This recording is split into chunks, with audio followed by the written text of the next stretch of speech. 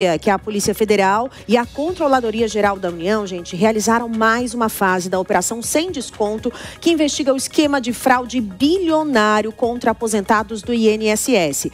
Só de busca e apreensão foram mais de 60 mandados. Rani Veloso abre hoje o nosso programa em tempo real, direto da capital paulista. Oi, Rani, boa tarde, bem-vinda. Conta pra gente como foi a repercussão dessa operação por aí hoje. Conto sim. Obrigada, Márcia Dantas. Boa tarde a você e a todos que nos acompanham ao vivo, direto de Brasília. Bom, é isso. Começou cedo essa operação, a quarta fase da Operação Sem Desconto. A Polícia Federal cumpriu, por enquanto, 9 mandados de prisão. Eram 10 ao total, portanto, temos um foragido até o momento e 63 de busca e apreensão aqui no Distrito Federal e mais 14 estados. Essa operação investiga o desvio de mais de 6 bilhões e 300 milhões de reais em fraudes contra aposentados e pensionistas do INSS. Entre os presos, o ex-presidente do INSS, Alessandro Stefanuto, que foi demitido do cargo em abril, logo após a primeira fase da Operação Sem Desconto, quando esse escândalo veio à tona. Além de Alessandro Stefanuto, também na verdade, não foi preso porque ele já estava preso, mas sim teve um novo mandado de prisão preventiva contra Antônio Carlos Camilo Antunes, que é conhecido como Careca do INSS e o principal operador desse esquema, que teria desviado mais de 50 milhões de reais, somente ele, através das suas empresas. Além dele, o terceiro, André Paulo Félix Fidelis, ex-diretor de benefícios do INSS. O filho dele, inclusive, prestou depoimento e vai continuar durante a tarde de hoje aqui na CPMI do INSS. O advogado Eric Fidelis, portanto, é o ouvido de hoje. O quarto preso, Vinícius Ramos da Cruz, presidente do ITT, Instituto Terra e Trabalho, ligado à Conafé, uma das entidades investigadas nesses descontos ilegais, além do Tiago Abraão Ferreira Lopes, que é diretor da Conafé e irmão do presidente da Conafé, o Carlos Alberto Ferreira Lopes. Estamos falando do foragido. Até agora, de acordo com a Polícia Federal, eles não conseguiram prender o presidente da Conafé, que é a Confederação Nacional dos Agricultores e Empreendedores Rurais Familiares. Portanto, é o foragido da operação neste momento. O outro preso, Cícero Marcelino de Souza Santos, empresário ligado à Conafé, além de Samuel Crisóstomo do Bonfim, também ligado à Conafé, e o Virgílio Antônio Ribeiro de Oliveira Filho, foi preso em Curitiba. Ele é ex-procurador-geral do INSS, está afastado do cargo desde abril deste ano por ordem judicial após a primeira fase da Operação Sem Desconto, e a esposa dele também foi presa, Thaisa Hoffmann. Ela é empresária e teria recebido mais de 5 milhões de reais do Careca do INSS, e o Virgílio Antônio recebeu mais de 10 milhões de reais. Agora, Márcia, você perguntou da repercussão aqui no Congresso. Claro que logo cedo teve repercussão, inclusive pelo presidente da Comissão Parlamentar Mista de Inquérito, o senador Carlos Viana. Ele disse que a operação de hoje prendeu o núcleo principal dessa investigação, mas que em breve outras operações virão, de olho no núcleo político, que seria o núcleo principal, o escalão principal, que seria sustentado a partir do dinheiro desviado dos aposentados e pensionistas. Vamos ver o que Carlos Viana falou sobre esses escalões desse esquema de fraudes.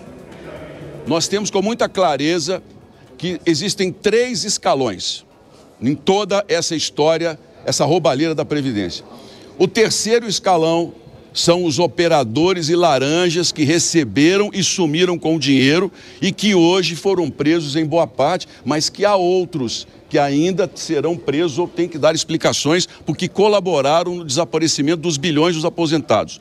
Um segundo escalão, que é formado por servidores públicos concursados que se corromperam nesse sistema e que conseguiram passar de governo para governo, mantendo os desvios.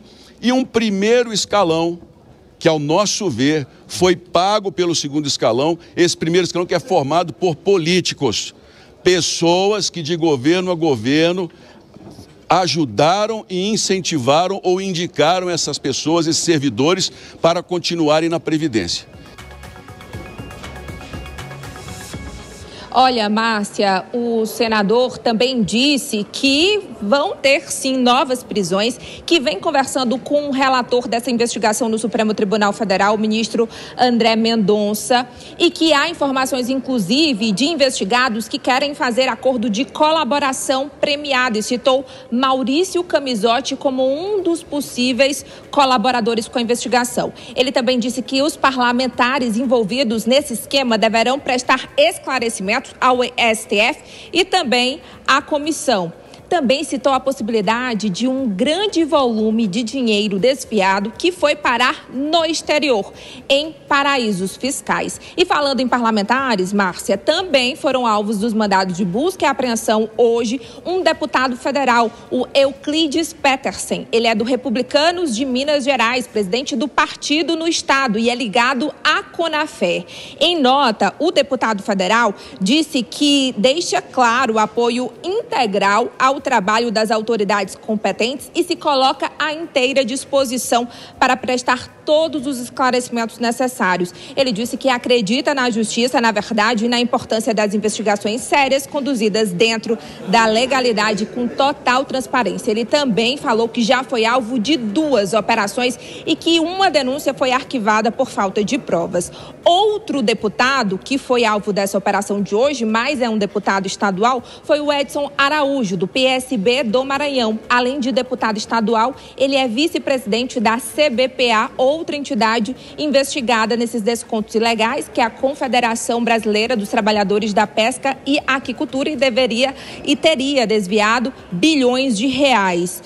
Outra nota que a gente tem aqui, só para a gente dar o outro lado, rapidinho, é do Stefanuto. Alessandro Stefanuto, ex-diretor do INSS, disse em nota que não teve acesso ao teor da decisão e que segue confiante diante dos fatos e que comprovará a inocência dele no final dos procedimentos e das investigações. Por aqui, pausa na CPMI do INSS. Pela manhã, foi o próprio relator, o deputado Alfredo Gaspar, que informou o depoente de hoje, Eric Fidelis, que o pai havia sido preso nesta operação e que não seria justo o pai ser preso por causa das ações do filho. De acordo com as investigações, o escritório de advocacia do Eric e ele receberam mais de 15 milhões de reais, sendo 10 milhões de reais movimentados entre 2023 e 2024, e que o pai teria facilitado, uma vez que ele era diretor de benefícios do INSS, o acesso a esses descontos sem autorização dos aposentados e pensionistas. Eu quero lamentar e lhe informar, o seu pai acaba de ser preso. Nós o convidamos, o convocamos aqui 2 vezes. Seu André Fidelis mandou o atestado dizendo que estava internado. Fugiu dessa CPMI. Se ele tivesse vindo prestar esclarecimento, talvez não fosse preso, mas hoje foi preso. E isso, para ele, significa, senhor Eric Fidelis, que a jornada de cadeia vai ser muito longa. O que pode interromper esse percurso e contar com a ajuda da CPMI é a sua ajuda como depoente, esclarecendo os fatos. E o seu André Fidelis está hoje na cadeia porque muito do que foi imputado a ele passa pelo senhor. Eu como filho e o senhor como filho, eu preferi entregar a minha cabeça ao do meu pai, que hoje está no céu. Então, acho que é uma obrigação de filho. Olha, a gente segue então essa apuração. A Rani Veloso volta já direto da capital federal, mas agora, claro, vamos repercutir esse assunto com os nossos comentaristas do dia, João Belucci e Gesualdo Almeida. Bem-vindos, boa tarde. Vou começar com o João. João, a gente falava aqui nas semanas que a gente tem acompanhado essa situação que estava tudo muito em cima do careca do INSS. Agora parece que a investigação começou a andar e a CPMI está fazendo mais sentido. Como a Rani falou, esse núcleo de hoje era o núcleo principal, né, que foi preso.